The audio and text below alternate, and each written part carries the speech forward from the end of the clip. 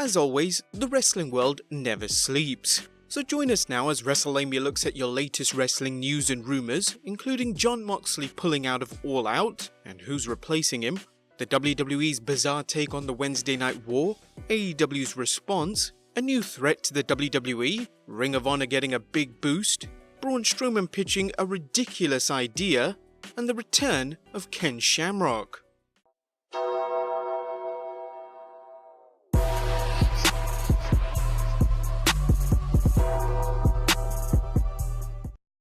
Let's look at the WWE spin on the Wednesday Night War, as the WWE has an interesting take on the upcoming Wednesday Night War between NXT on the USA Network and AEW's upcoming show on TNT.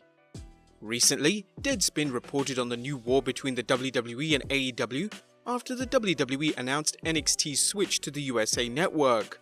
However, Ringside News is reporting that the WWE contacted Deadspin to clarify things, explaining, "The premise to your story is wrong.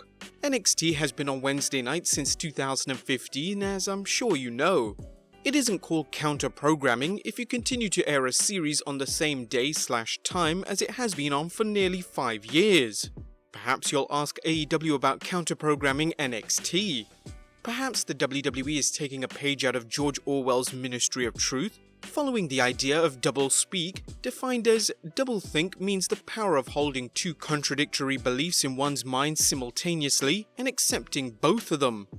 AEW wrestler and executive vice president spoke with Bleacher Report to discuss the new competition, telling, "I think the most important night in all of wrestling is now Wednesday nights. The best wrestling is going to be happening on Wednesday nights. It's destination TV, and when's the last time wrestling was destination TV? It's now must watch, and I'm not going to complain about that. Wrestling fans now have a choice, and I hope they choose us." As you might expect, AEW's Chris Jericho had a lot to say too. Jericho recently discussed AEW on Busted Open Radio, remarking, "We're hot right now. We're the hot company. I experienced this with WCW in 1998. We were selling out stadiums. You can add as many wrestling shows as you want to during the week, whatever you want to do. We don't care. We're doing our own little thing and we're hot. Anything that's done as a defensive reaction to us being hot just makes us hotter and cooler. We're the most talked about wrestling company in the world. We haven't even had a show yet. Okay, we've had 2 or 3 shows. I would say October 2nd is the real launch of AEW, and everybody is talking about it. We have changed the entire business just by being in existence. When is the last time that's happened? I can't remember because I wasn't born in the 30s or 40s. This is the first time ever that people are getting a chance to be a part of a major league company right out of the gate. I think that appeals to a lot of people that want to be part of this historical moment. But is this more than just a war of words? As the saying goes, talk is cheap, and right now AEW is doing well selling out events.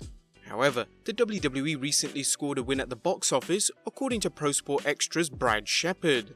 "I'm told the WWE show in Bogota, Colombia is completely sold out." Without sounding anti-WWE, it should be noted that WWE's international tours often fare better in terms of ticket sales than domestic events because the company infrequently tours there. With the WWE having difficulty selling out historically strong cities and venues such as Madison Square Garden right now, they'll take any type of victory. Our next story looks at Ring of Honor getting a big boost. Sinclair Broadcast Group, which owns Ring of Honor, closed a major financial deal today, with Variety reporting that Sinclair Broadcast Group and the Walt Disney Company have closed their $9.6 billion deal for Sinclair to buy 21 Fox regional sports networks and Fox College Sports. The deal was announced in May after Disney bought the networks as part of its acquisition of 21st Century Fox. The portfolio, which includes the Yes Network, is described as the largest collection of RSNs in the marketplace and includes exclusive local rights to 42 professional teams consisting of 14 Major League Baseball teams, 16 National Basketball Association teams, and 12 National Hockey League teams. Disney was required to divest the 21 regional sports networks as part of its acquisition of 21st Century Fox's film and TV assets in order to obtain clearance from the US Department of Justice. As PW Insider's Mike Johnson speculated back in April of 2019 before the deal was finalized, while Ring of Honor has a good amount of TV clearances across the United States, If and when the Fox deal is done, it will give them something they haven't had since their short run on Destination America years ago: a singular destination, time slot and location, a prime destination for television viewers to discover the product. This is especially important in major markets such as New York City, where the series doesn't air locally and only occasionally pops up on cable, depending on sports programming that consistently preempts it. This could be a huge deal for Ring of Honor, and WWE could be facing a wrestling war from another organization, even if Ring of Honor is not as well funded as AEW is. Vince McMahon is known for only sleeping a few hours a night, but his nights may become sleepless in the near future. Even more interesting is the fact that Ring of Honor could, for the first time, be taped to provide different kinds of content for Fox Sports cable stations. Whether it be Honor Club-style live events produced at a lower cost, or a full-fledged G1 Supercard-style production budget, Ring of Honor has shown they can be versatile and fit their production and look into whatever vision is needed. Sure, there's always room for improvement, but that is something that could and should come with the finances flowing into the right places at Sinclair's behest. Next up, Braun Strowman pitches a ridiculous idea. Braun Strowman has done some crazy stunts to show off his brute strength, as he's picked up an ambulance and a semi-truck, but now Braun wants to go one step further and do something even crazier in the ring, or outside depending on how you look at it. Speaking with GameSpot, Strowman has pitched the idea of picking up a damn ring during a battle royal that would ultimately eliminate everybody in one go. He mentioned, "I pitched a couple of times in battle royals where I come out of nowhere and lift up the ring and dump everybody out of the ring before, so that I think that would be a fun one.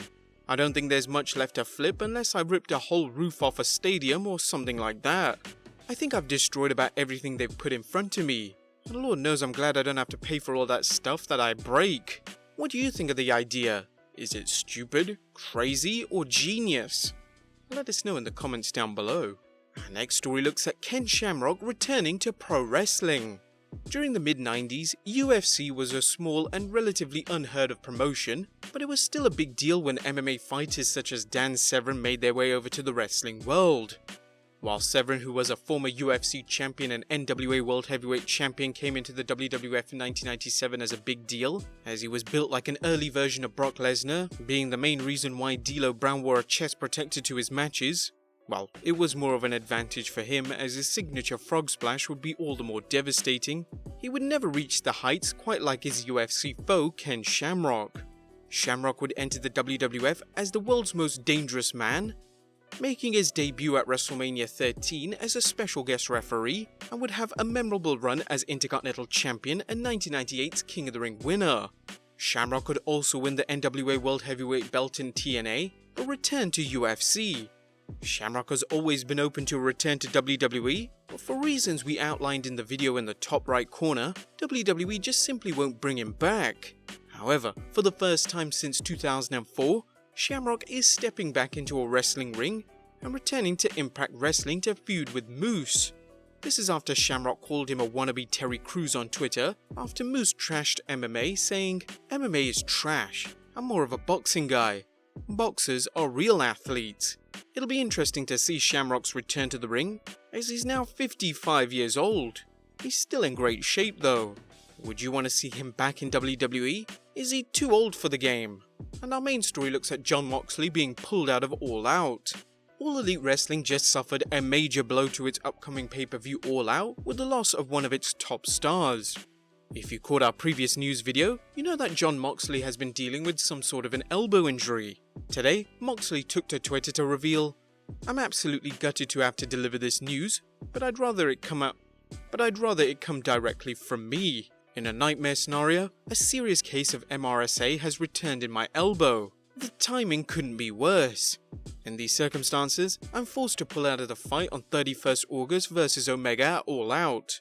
As you may know, Moxley attacked Kenny Omega at the end of AEW's first pay-per-view Double or Nothing, shocking the wrestling world when Moxley made his explosive debut.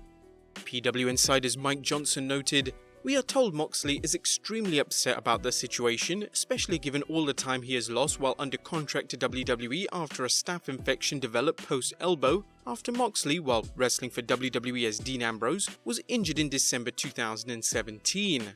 That infection required a second surgery in the spring of 2018. One source believed the staph infection is in the same arm, compounding Moxley's aggravation. There's no word on how long Moxley may be out of the ring. He wrestled Pentagon Jr. last weekend for Northeast Wrestling in Poughkeepsie, New York. All Elite Wrestling has already named a replacement for Moxley, as Moxley's opponent Kenny Omega will now face Puck, aka Neville, a wrestler who was originally supposed to compete at Double or Nothing but reportedly pulled out due to creative differences. Hopefully Puck won't flake out again on AEW. Moxley vs Omega would have been cool, but Pac vs Omega? But damn, that's gonna be phenomenal. There you have it guys, your latest wrestling news and rumours. What do you think of the stories? Will Jon Moxley's injury keep you from ordering All Out? Be sure to leave your comments down below, subscribe if you haven't already, follow us on Instagram and Twitter, and I'll see you next time with some more wrestling content.